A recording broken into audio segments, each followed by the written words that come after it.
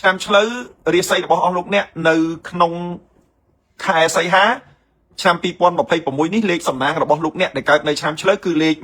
125បាទចំណែកពណ៌សំណាងរបស់លោកអ្នកដែលកើតនៅឆ្នាំឆ្លូវគឺពណ៌ទឹកប្រាក់អញ្ចឹងលោកអ្នកដែលកើតនៅឆ្នាំឆ្លូវ comment លេខសំណាងនិង share វីដេអូដាក់លេខ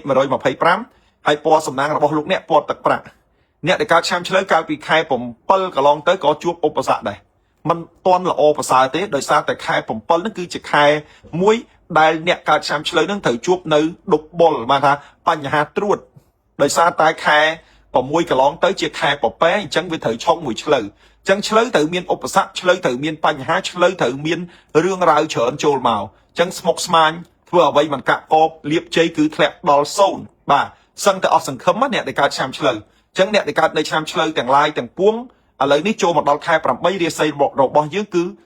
ក្រនបើណាអត់មានបញ្ហាអីមួយដែលធ្វើឲ្យអ្នកដែលកើតឆ្នាំឆ្លូវហ្នឹងគឺតឹងតែងចំបែងចិត្តអីបន្តទៅទៀតទេអញ្ចឹងអ្នកដែលកើតឆ្នាំឆ្លូវលេខសំណាងរបស់លោកអ្នកលេខ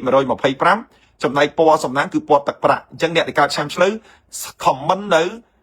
លេខសំណាងមួយទៅបាទហើយ share វីដេអូដាក់លេខសំណាងគឺលេខ125លោកអ្នកដែលកើតនៅឆ្នាំឆ្លូវ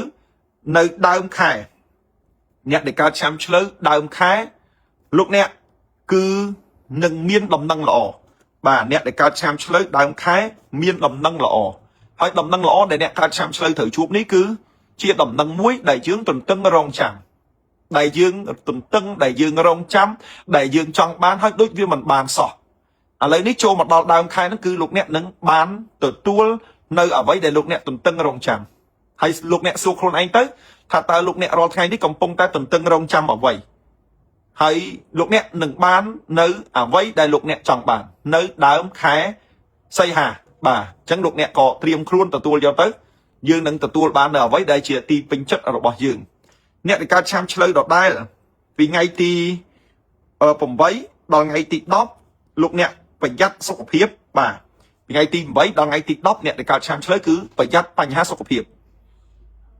របស់លោកអ្នកអាចចុះទ្រុឌទ្រោមសុខភាពរបស់លោកអ្នកអាចកាច់បំបាក់លោកអ្នកបានប្រសិនបើលោកអ្នកមិនប្រយ័ត្នប្រយែងដូច្នេះអ្នកដែលកើតនៅឆ្នាំឆ្លូវសូមលោកអ្នកថែរក្សាសុខភាព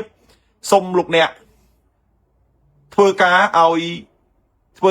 យគិតអំពីសុខភាពបានន័យថាមិនមែនចេះតែធ្វើច្រើនមិនមែនចេះតែមិនមែនចេះតែប្រឹងទេអញ្ចឹងធ្វើអីដោយគិតអំពីសុខភាពផងកុំធ្វើឲ្យលើសកម្លាំងណាប្រយ័ត្នប្រយែងតិចពីថ្ងៃទី9ដល់ថ្ងៃទី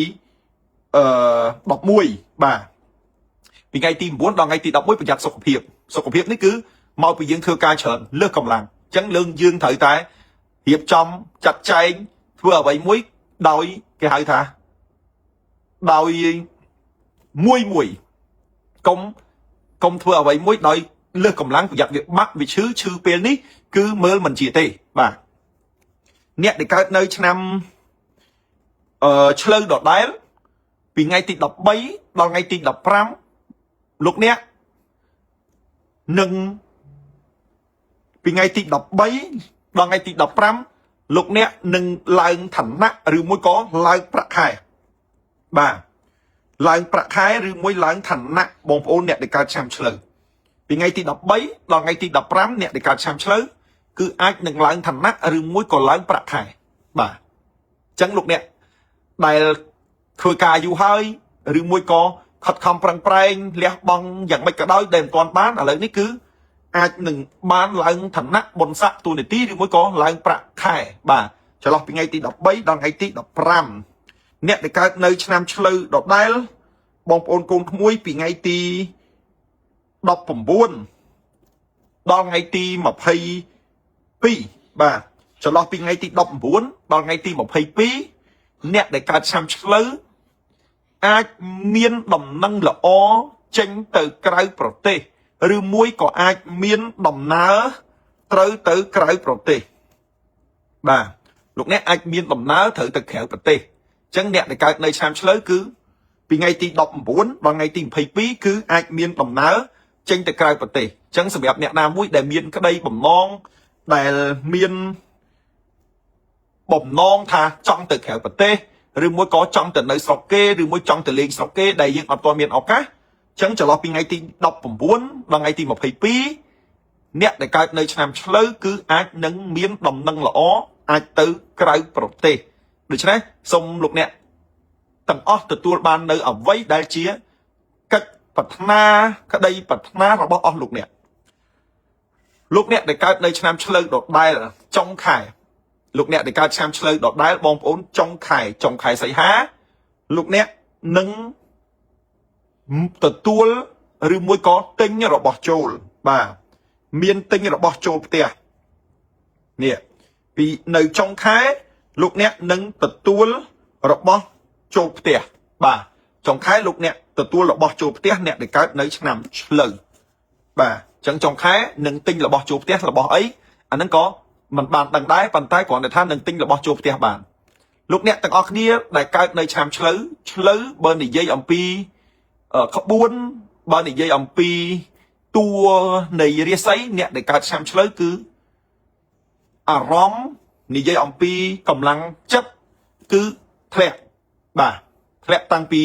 ចូលមកដល់ឆ្នាំមមីតាមក្បួនខ្មែរ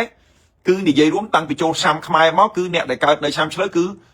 មានអារម្មណ៍ខ្វះខាតខ្វះកម្លាំងចិត្ត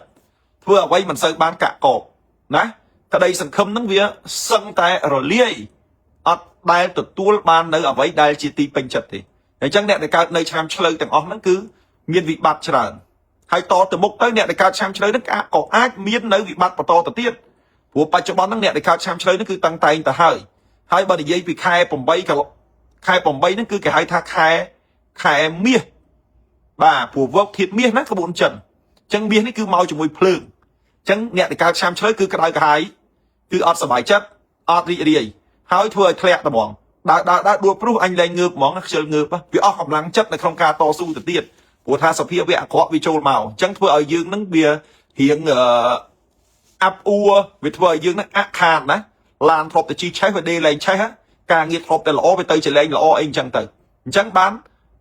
ដើម្បីធ្វើយ៉ាងម៉េចឲ្យអ្នកដែលកើតឆ្នាំឆ្លូវនឹងបានផលប្រសើរល្អកាក់កបជោគជ័យរីកចម្រើនខ្ញុំគ្រូមហាជុំនឹងខ្ញុំបានរៀបចំនៅខ្សែចកេះនេះគឺធ្វើឡើងដូចខ្ញុំបានជម្រាបជូនលោកអ្នកកន្លងមកអញ្ចឹងគឺធ្វើឡើងទៅតាមក្បួនតម្រាហើយខ្សែចង្កេះនេះគឺធ្វើឡើងអំពីគេហៅថាមុនវិជានឹងគឺនិយាយអំពីមុនមហានិយមហើយនឹងអាឋានការពារសត្រូវមុនមហានិយមនឹងគឺជួយឲ្យគេអាណិតស្រឡាញ់យើងមានប្រជាប្រិយភាពយើងមានកម្លាំងចិត្តយើងមានស្មារតីរឹងមាំធ្វើឲ្យយើងបានចម្រើនជោគជ័យគ្រប់ប្រការលក់ដូររកស៊ីការងាររលូនឈ្នះអស់មារសត្រូវអាឋានការពារសត្រូវនឹងគឺបែរថាការពារគ្រប់បែបយ៉ាងការពារនៅរឿងមិនល្អទាំងឡាយទាំងពួងអញ្ចឹងបើសិនបើអ្នកដែលកើតឆ្នាំឆ្លូវបានពាក់នៅខ្សែចង្កេះដែលរៀបចំឡើងយ៉ាងត្រឹមត្រូវនេះមានការប្រសិទ្ធិយ៉ាងត្រឹមត្រូវនេះបាទធ្វើនេះគឺខ្សែចង្កេះគឺបែបហ្នឹងគឺធ្វើឡើងជូនទៅដល់កូនសិស្សកូនគុណដែលមានបញ្ហាអញ្ចឹងយកទៅពាក់ទៅគឺឡើងបុណ្យស័ក្តិឋានៈទូនាទីរកស៊ីមានបានកាក់កបឡើងប្រាក់ខែធ្វើអ្វីក៏បានរលូនជាជំងឺឈឺថ្កាត់ការពារអំពើបំពាន់ភ្លើងងឹតអញ្ចឹងលោកអ្នកអាចរកខ្សែចង្កេះនេះយកទៅពាក់បានបាទហើយបើលោកអ្នកចង់បានលោកគ្រូបានរៀបចំសម្រាប់លោកអ្នកដែលកើតឆ្នាំឆ្លូវអាចឆាតចូលពេកទៅសួរនាំព័ត៌មានហើយអាចប្រាប់ឈ្មោះប្រាប់ឆ្នាំដើម្បីឲ្យលោកគ្រូមហាជុំរៀបចំនៅខ្សែចង្កេះនេះជូនដល់លោកអ្នកឲ្យលោកអ្នកយកទៅឈ្នះអស់មារសត្រូវអារម្មណ៍ល្អលក់ដូរដាច់រកស៊ីមានបានហើយការពារនៅរឿងមិនល្អទាំងឡាយទាំងពួងអញ្ចឹងខ្សែចង្កេះនេះគឺខ្ញុំមិនសូវធ្វើច្រើនទេបងប្អូនក៏ប្រញាប់តាក់ទងទៅខ្ញុំនឹងធ្វើជូនយ៉ាងពិសេសជូនដល់លោកអ្នកឲ្យលោកអ្នកយកទៅប្រើទៅជោគជ័យណាហើយខ្សែចង្កេះដែលលោកអ្នកបានពាក់កន្លងមកដែលមានរយៈពេលលើសពី6ខែទៅគឺអាចធ្វើការផ្លាស់ប្ដូរដើម្បីទទួលបាននៅលាភជ័យឬមួយក៏យើងធ្លាប់ប្រើអ្នកបោះអ្នកណាមិនដឹងទេប៉ុន្តែប្រើទៅយើងអត់ទាន់ឃើញអីប្លែកអត់បានផលយើងក៏អាចសាកល្បងមកប្រើបោះលោកគ្រូមហាជុំវិញលោកអ្នកនឹងចម្រើនណាព្រោះលោកគ្រូធ្វើយ៉ាងពិសេសហើយកូនសិស្សលោកគ្រូយកទៅប្រើទៅគឺទទួលបាននៅភាពល្អប្រសើរហើយក៏ឧត្តមឧត្តមយ៉ាងខ្លាំងផងដែរអញ្ចឹងសូមឲ្យអ្នកដែលកើតនៅឆ្នាំឆ្លូវទាំងអស់លោកអ្នកបើចង់បានខ្សែចង្កេះនេះលោកអ្នកអាចឆាតឬមួយក៏សួរនាំបន្ថែមណាបងប្អូនណាបាទសូមជូនពរដល់លោកអ្នកឲ្យជួបប្រទះទៅនឹងសេចក្តីសុខសេចក្តីចម្រើនណាហើយលោកអ្នកលេខ Telegram លោកគ្រូគឺមាន2ខ្សែគឺលេខ07គុត29 29 38លេខ099 40គុត8637បងប្អូនអាចទៅសួរនាំបន្ថែមនៅក្នុង page ដែលលោកគ្រូកំពុងតែ live នេះអញ្ចឹងអ្នកដែលកើតនៅឆ្នាំឆ្លូវលេខសំណាងរបស់លោកអ្នកគឺលេខ125ចំណែកពណ៌សំណាងរបស់អស់លោកអ្នកគឺពណ៌ទឹកប្រាក់អ្នកដែលកើតឆ្នាំឆ្លូវលោកអ្នក comment នៅលេខសំណាងគឺលេខ125ចំណែកពណ៌សំណាងគឺពណ៌ទឹកប្រាក់ហើយ share នៅវីដេអូលោកគ្រូដាក់លេខ125